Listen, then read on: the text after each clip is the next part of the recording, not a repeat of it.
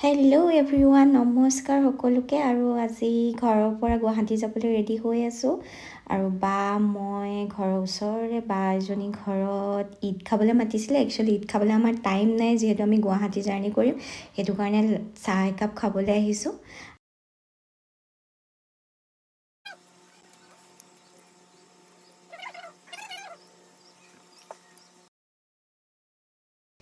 Finally আমি গাড়ীত আহি গ'লোঁ আৰু এতিয়া আমি গুৱাহাটীলৈ জাৰ্ণি কৰিম।